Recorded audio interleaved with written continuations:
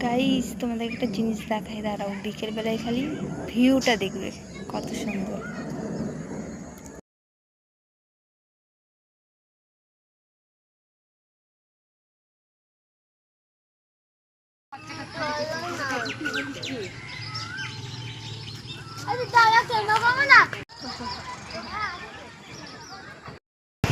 এরকম ওয়েদারে কিছু চটপটি খাবার হলে তো ভালোই হয়, সেটা যদি বাড়িতে বানানো তাহলে তো জমে যাবে। তো এমনি আজকে দুপুরবেলায় অনেক কিছু খেয়েছি, তো পেটে আর জায়গা নেই, এখনও পর্যন্ত ভরা আছে, না খেলেও চলে যাবে। তো চলো বোনকে জিজ্ঞেস করি ও কী বলে।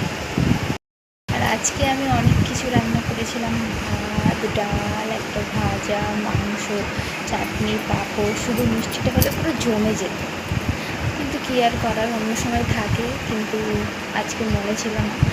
তো আমার বোনের তো পেটে সবসময় জায়গা থাকে, তো দেখি ও কী বলে আর কী খাবে জিজ্ঞেস করি।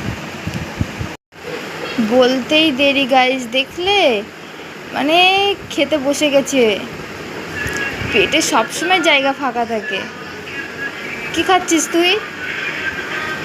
তোর বরে দিয়ে উল্টো পাল্টা বলবি না। উল্টো উল্টো নাই দেখ, মুড়ি আর মাংস। এখন কি খাবি সন্ধ্যাবেলায়? তোর পেটে তো সবসময় জায়গা থাকে, আমি জানি। মুড়ি খাচ্ছিস তো কী হয়েছে? তোকে যদি এক্ষুনি কিছু, শুধু একটাই প্রবলেম যে তুই করতে পারবি না, করে যদি তোকে এনে দিই তা তুই খেতে পারবি? বল ফালতু ভিডিও করিস না। কি খাবি বল। বল না, তোর খেতে ইচ্ছা করছে। আচ্ছা না বলছি, আরে আমার না হলেও চলবে, দুপুরবেলায় যা খেয়েছি না, পেট এখনও ভরা আছে।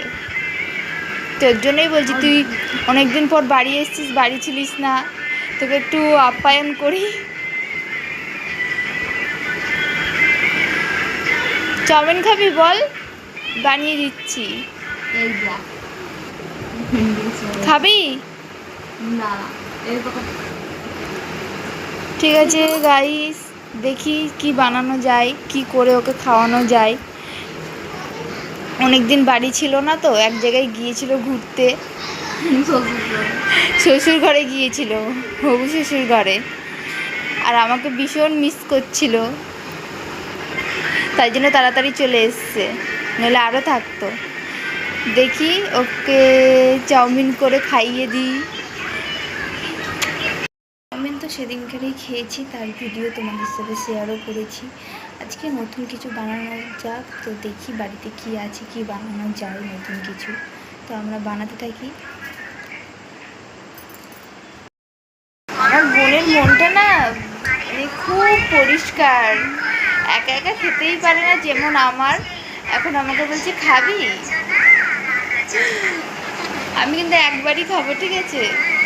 আমি জানি তুই একবার খেলেও না